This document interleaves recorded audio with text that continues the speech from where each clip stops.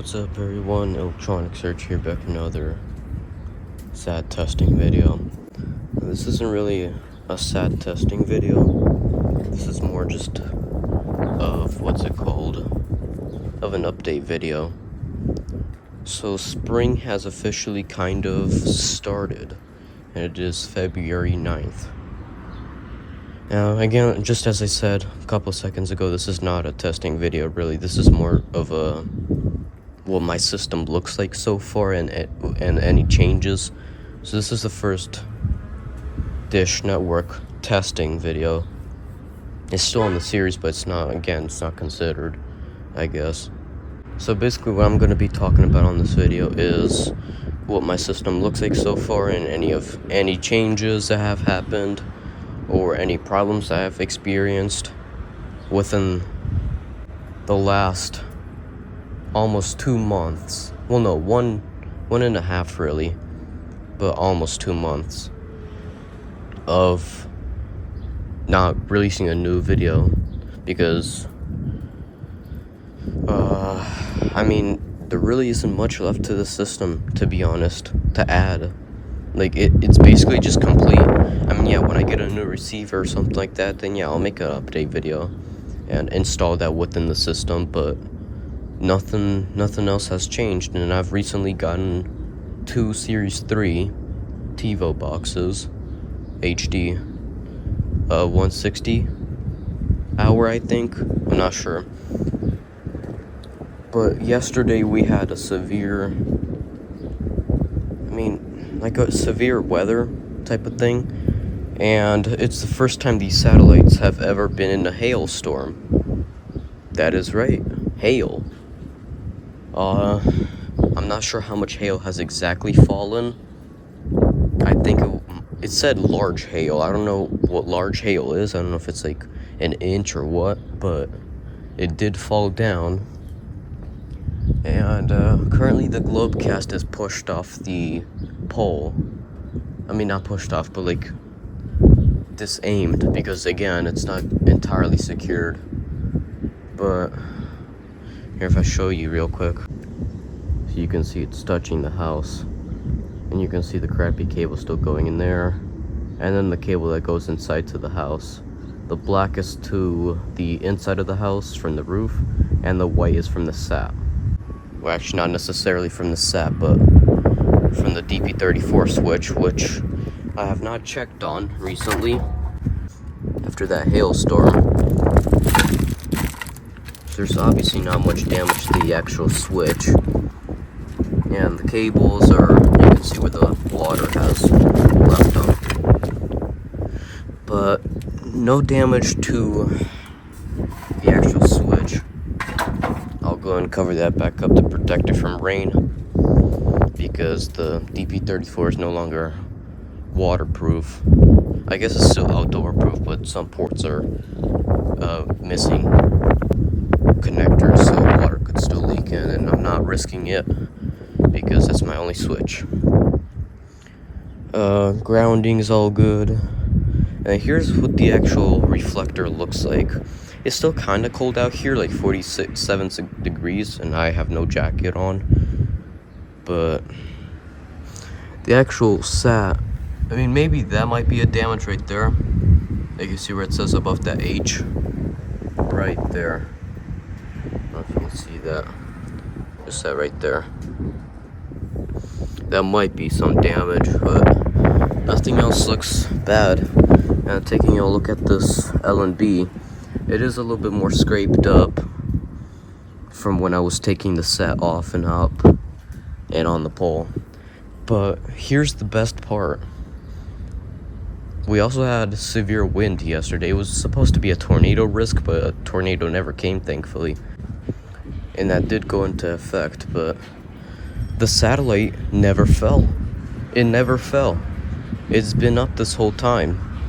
I don't know what all that noise is, but I'll wait for it to go so I can get back to the video. Again, here's the satellite dish. No damage to it. It's from these 2 months. And it's been secured this whole time. It never fell. Not a single time. We've had about 3 inches at max of snow, it completely entirely just defeated that like nothing. It barely even decreased the signal. I think it only did like 5 or 10 points or something like that, but it was still playing fine. The whole reflector was covered in thick snow with those like kind of like layers. And it's not just the dish set, of course, it's also this DirecTV Slimline 3, which I removed the LNB off since I'm not currently using it, and the LNB would not get damaged, and that might also be some kind of damage, but I don't know, that might be me. Hail did hit the Globecast dish, which is kind of like half covered by the house and the other half is just out in the open, so it's still vulnerable, especially when it's actually properly aimed, then yes, but right now it's not, so it is kind of protected. But hail did also hit this dish set. A little bit of ice was still on it, but again, not much damage to it. You see there's a couple scratches here. That cable still looks pinched for some reason, but it does still work. Oh, that might be the ground one, actually. Nope, that's LNB. That might be that other old one. But again, just as I said, this thing is rock solid. It's not going anywhere. And the reason for that is not because of my weird looking SAT design, but it's because I have these coaxial cables. You can see they're tied around the pole right near the neck of the area where the SAT actually sits down into the pole, and that's tied up to these fans. Now basically what's stopping it, like there's a lot of tension right here. Actually no, that's pretty loose, so that probably has to get retightened, but it never fell. This has not a lot of tension, but this does. And then here on the other end, it's similar, but it's not exactly the same.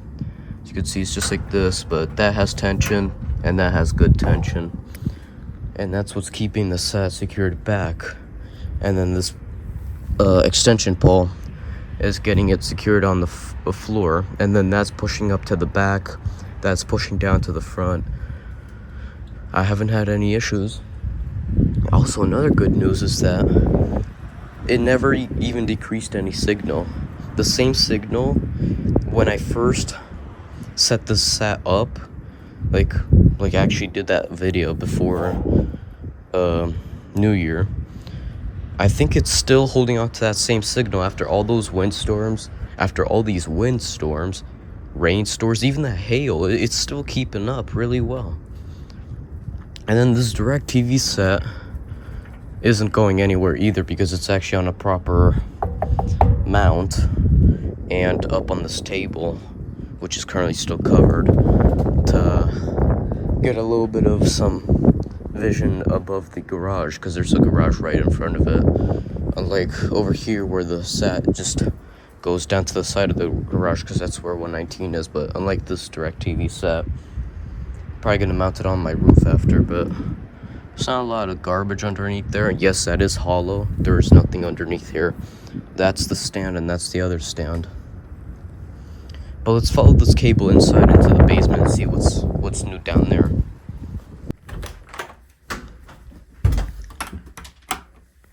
You might see some changes with the basement as well.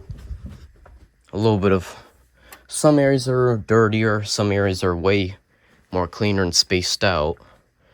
And that's because I've started to clean out the basement on this side as well. I don't know if you have already seen all that, but all those boxes are now stacked up.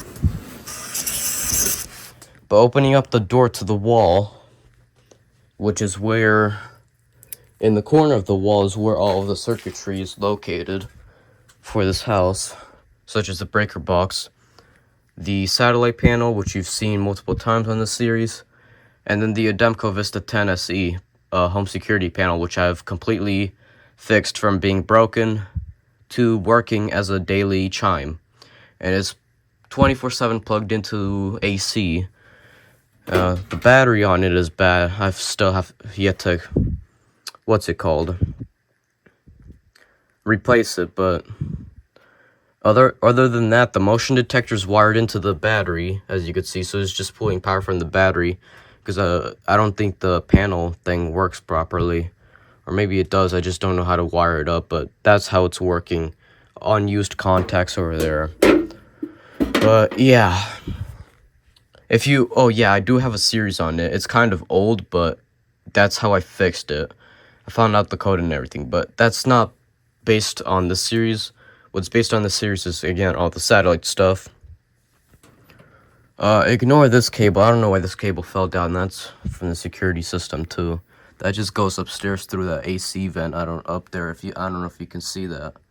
That just goes upstairs and connects to a window contact. I don't know why it fell. Just leave it up there like that. But here in the SAT box, not really has changed. This is basically the same system down here as 2023. I'm still bypassing the on cue. I'm not gonna use that anymore. But here at my 4-way splitter, you can see there's satellite in from the satellite, splits out to this room, which I think might be my room, or no, that's the living room, I think. See, yup, that's the living room. You can see that on the label. This is just a auxiliary room. This is the room right above here. This is where I originally had my SAT equipment to test it before I actually moved it into a permanent room. And I never disconnected that cable. And then this cable right here is for my room. And I have it going into this hybrid solo hub, because I used to have the Hopper Duo on there, so I just use that as a pass-through, I guess. And then this cable right here leads to my room. Currently in my room, there's a 211K, which is running off this what's it called? What is it called again? Hybrid Solo Hub, yeah. And I still have one more available connection, and then this available connection. Unless if I do decide to use this room, I only have one available connection left. That's basically everything down here. There's not much different. Again, it's the same thing. I don't know if anything was changed in 2023, but none of these connections have loosened. They're all still tight. But let's go and check out what the receivers currently are. And then, see in the SAT pile, or no, it's really just the phase dish. But here, let me show you something real quick, and then we'll check out the receivers. My World Direct satellite's still over here in this corner, in front of the wall, as you could see. It's still over there. It fell once, but it didn't sustain much damage except a scratch on the LNB. Basically the same thing as the dish when it first fell. Now I am planning to get the Globecast dish off of the roof and down into the basement for the summer, because I'm probably going to be mounting my DirecTV up there. My DirecTV satellite, as well as repairing that one coaxial connection on the roof. That's bad. And you can see this area still has a little bit more space, but not really. It's more just covered in those boxes. All those boxes have to get filled up and stacked up against the wall as well, which is why they're still on the floor for now. But let's go ahead and check out these receivers. Alright, here in the living room, we've had a lot of changes in here. First things first, this circular kind of couch is now in this corner. My satellite equipment is now on this corner, and no longer on this corner, or side, I mean. Again, it's now on this side.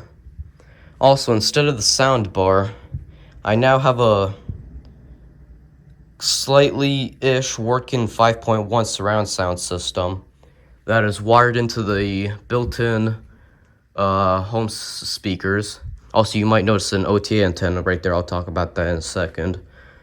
And then the other one, the left one, that's also wired into the other room from that connection. I mean, from that speaker to the other room. So that way the other two speakers in the other room also play, except they're on right channel only, because that's only from the right channel speaker. So yeah. But again, my satellite's not over here. Not really anything has changed, but just the table has been moved over here.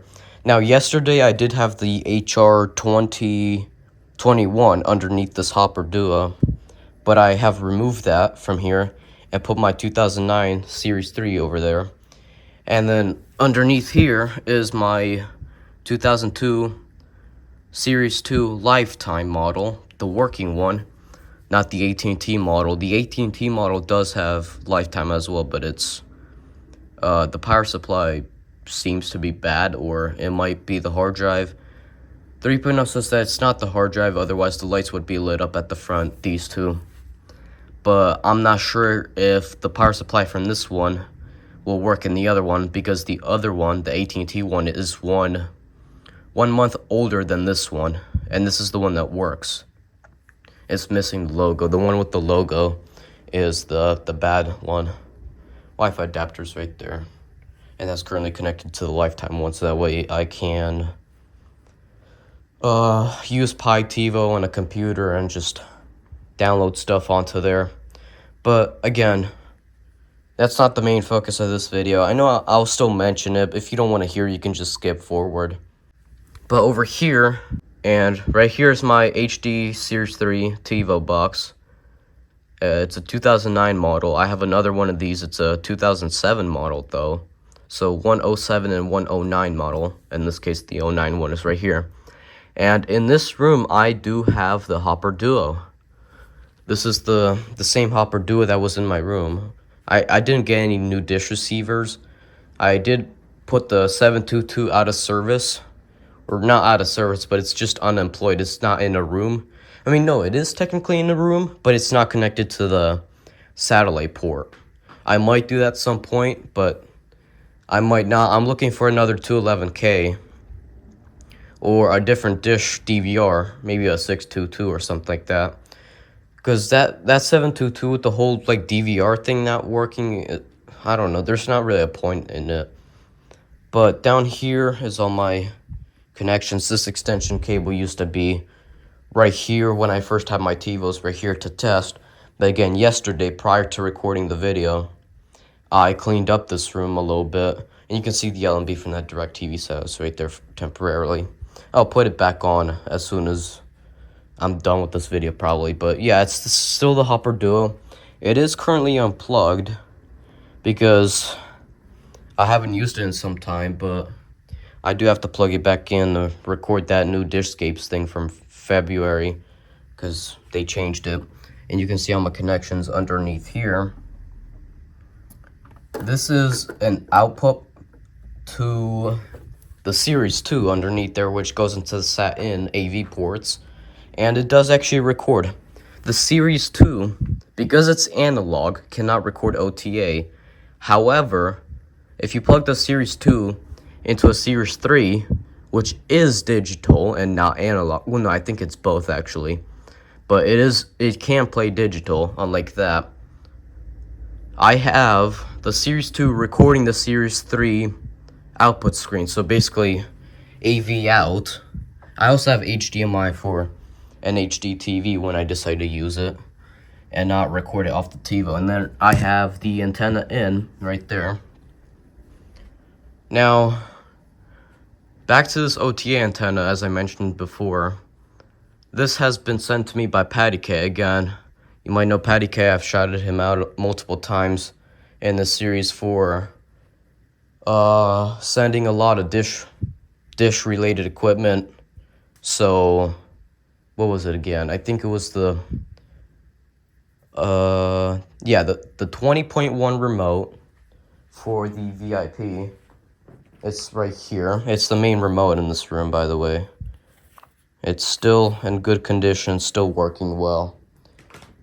And then, if I remember correctly again, I do know it was a separator for the 722 DVR for the two external tuners where you have to manual plug them in, and it's not just one big tuner like the Duo. And then you might notice that there's two TVs down here. That one's currently not really working, but that one is. Well, no, this one's more temporary. But back to the remote thing. It's the DirecTV power supply, which is currently in this SAT coax storage box. You can see it right there. And then I don't remember what everything else was. But for the whole TiVo stuff, he did send me an OTA antenna again. It's a dish wine guard, I think it's called. And then it does have an amp on it, which is right here. And that's plugged into the wall. You can see green LED on it right there. And then I have not had a TiVo remote yet. And he did send not exactly a TiVo Series 2, like TiVo branded remote, but it is DirecTV branded. So it's from one of those DirecTV TiVo boxes and not directly from like a TiVo, like made by TiVo, like one of the Series 2 where it has the TiVo guy on here instead of the DirecTV logo. But it does work with both the Series 3 and the Series 2. It works good, except the only problem that I've noticed with it is that the play button gets stuck. So, like, you have to click it. Like, see, when I'm clicking the play button, it doesn't light up until I get it in there pretty hard. And then you can see it's now flashing. But it takes a lot of force, so I still have yet to see what I can do about that. But again, it does work. And yes, the Series 3 is currently unplugged. The only thing that's plugged in is the OTA antenna and this backup TV. But yeah, so that's all the dish equipment in this room. Also in this room, I do have two 54.0 remotes. This particular remote is controlling the Pioneer surround sound system because I do not have the actual remote. This is the Joey remote, the remote from the Joey, which is currently also unemployed. But the actual Hopper remote is right here. So he's the one that's in better condition. Fun fact, here's actually all the remotes in this room. This is all the remotes for this room. I mean, no, some are unnecessary, like this DirecTV one's no longer down here. And then this 40.0 does not work with the VIPs. And this is for the Sony soundbar. But anyways, the next room is my room, and I'll show you what I have in there. Again, I already said it's a 211K, but I'll show it. Here it is. Also, real quick, here's the office. This is where I used to have my main PC set up, but now it's just a Lenovo guest computer, really, and then a full 2005 Sony Vaio setup. Here's the VIP 722 DVR, as well as the TiVo Series 2 Common, I call it, with 8 never set up service, and then that's the HR21. Maybe it's a 22, I don't remember. I think it's an HR21. Here, I might be able to check in this little door. If the label is, yes, it's an HR21. It's underneath the access card. But again, here's the 722 right underneath this TV stand. And if you look behind there, there's a network jack. Don't know where exactly it is. It might be down there somewhere. I know it's here somewhere. I think it's on this side. Alright, this is not the best space to record in. It's gotta be over here somewhere. What the heck? I could have sworn it was right here. Where did it go? It couldn't have just walked off. What the heck? Oh, I see. This looked like it was gray. Match with the paint wall. The wall paint. There it is. I thought it disappeared for a second there. But you can see the network jack is right there. So I can easily just run an extender splitter or coupler from that. And then straight into a VIP or whatever. That will most likely go here. I might move this table thing down to the first floor. And this is where that TV originally was, that backup one. But again, I do need it currently because the other one's deciding to be not working. Alright, here in my room finally. Here's the rest of the TiVos that I've still yet to set up on my wardrobe here. But right here is my SAT setup. Here's the separator from the 722 that Patty K has sent. And here's the 211K. Here's that box that I wired up before, as you could see. And then that cable is running down there for power because it has a ground prong on it. And my extension cable does not have a ground prong on it. This door's open. But here behind in the 722K, you can see it's all set up with HDMI and also have an OTA antenna. This is currently plugged in. It's hot at the top. I do have an OTA antenna. I watch OTA usually at night. But I would set up the TiVo up here. But for now, I'm still using the 211K again. And yes, it is plugged into the satellite. As you can see right there, it does play satellite video perfectly fine in this room. So I think the whole thing where, what's it called? And that's the H24. The whole thing where the Hopper and the 211K cannot play at the same time has been solved. They now do play at the same time, so they both access the same satellite dish.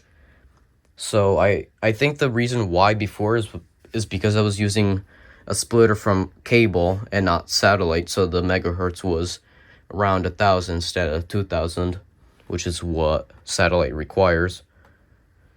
And I think that's why it didn't play. But now spacing them out into 2 different rooms, they play fine. I just still have to get a splitter, but the separator or the other thing that originally came with my 722, which is a triplexer, also can work as a splitter to just split off into two of these. Because basically how this works is the 722 DVR has 2 tuner connections where it's not just one cable, but it's 2 if you want to use 2 tuners. So here's one cable. This has 1 tuner. But if there would have been another tuner, and that was my OTA antenna that just fell, so accidentally pulled the cable. That OTA antenna does seem to work fine now, which is just weird. But that's in my room temporarily. The other one's down on the living room again. If it would have had another tuner, like the 722, this would have just split off into those 2 ports. And then this input would just be that one input from the satellite, which again just splits off into 2 tuners, so they can both access the satellite. And then here's the Samsung hub, one connect thing, I think it's called. That's where the HDMI goes in. But yeah, and then up here's the 65-inch Samsung TV. That's my main TV in this room.